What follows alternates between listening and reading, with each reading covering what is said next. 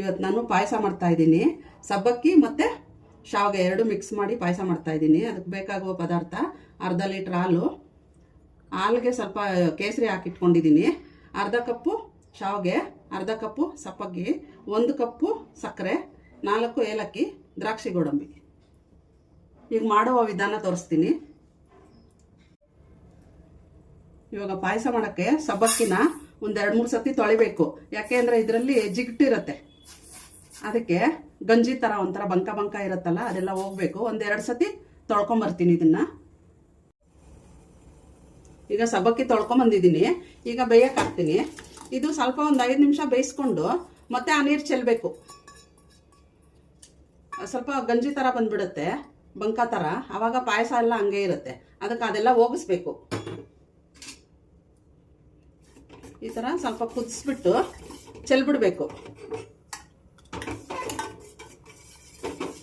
ಒಂದು 5 ನಿಮಿಷ ಕುದೀಲಿ, ಆಮೇಲೆ ನಿಮಗೆ ತೋರಿಸ್ತೀನಿ ನಾನು ಹೆಂಗೆ ಅಂತ.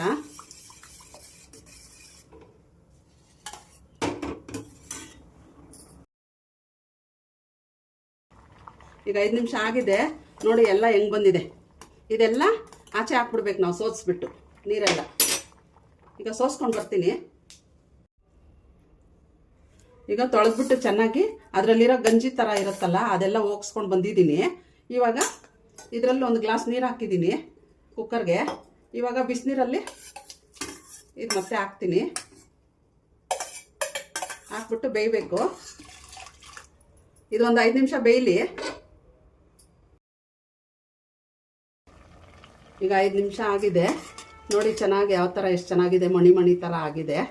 ಈಗ ಇದಕ್ಕೆ ಕಾಯಿಸಿಟ್ಕೊಂಡಿರೋ ಹಾಲು, ಇದು ಕಾಯಿಸಿದ್ದೀನಿ, ಕಾಯಿಸಿಟ್ಕೊಂಡಿರೋ ಹಾಲು ಹಾಕ್ತಾಯಿದ್ದೀನಿ, ಅರ್ಧ ಲೀಟ್ರು.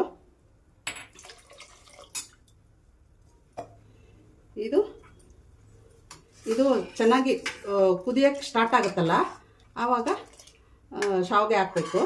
ಇದು ಕುದೀಲಿ, ಆಮೇಲೆ ನಿಮಗೆ ತೋರಿಸ್ತೀನಿ ನಾನು.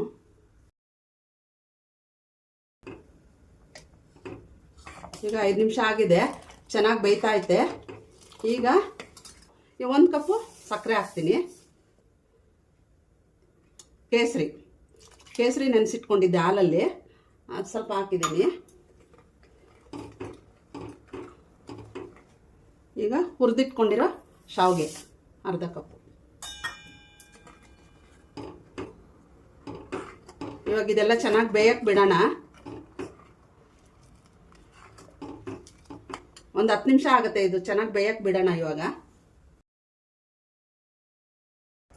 ಈಗ ಆಗಿದೆ. ನಿಮ್ಗೇನಾದರೂ ಹಾಲು ಸ್ವಲ್ಪ ಜಾಸ್ತಿ ಆಯಿತು, ತುಂಬ ಜಾಸ್ತಿ ಆಯಿತು, ನೀರಾಯಿತು ಅಂದರೆ ನೀವು ಸ್ವಲ್ಪ ಶಾವಿಗೆ ಹಾಕ್ಕೋಬೋದು. ಇಲ್ಲ ನಿಮ್ಗೆ ತೆಳ್ಳಗೆ ಇರಬೇಕು ಅಂದರೆ ಹಂಗೆ ಮಾಡ್ಕೊಳ್ಳಿ. ಈಗ 1-2 ಸ್ಪೂನ್ ತುಪ್ಪ ಹಾಕ್ತಾಯಿದ್ದೀನಿ.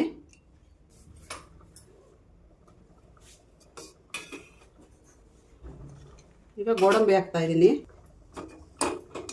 ಗೋಡಂಬಿ ಚೆನ್ನಾಗಿ ಕಲರ್ ಬರಲಿ. ಈಗ ದ್ರಾಕ್ಷಿ ಹಾಕ್ತಾಯಿದ್ದೀನಿ.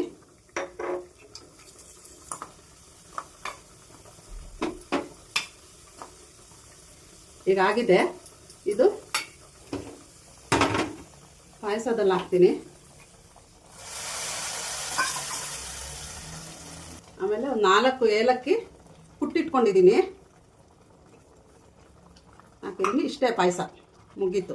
ಸಬ್ಬಕ್ಕಿ ಈ ಥರ ತಂದು ಹಾಕ್ಕೊಳ್ಳಿ, ನೈಲಾನ್ ಸಬ್ಬಕ್ಕಿ ಇದು ತುಂಬ ಚೆನ್ನಾಗಿರುತ್ತೆ, ಇದರಲ್ಲೇ ಮಾಡ್ಕೊಳ್ಳಿ. ಈಗ ಆಗಿದೆ, ಸರ್ವ್ ಮಾಡ್ತೀನಿ.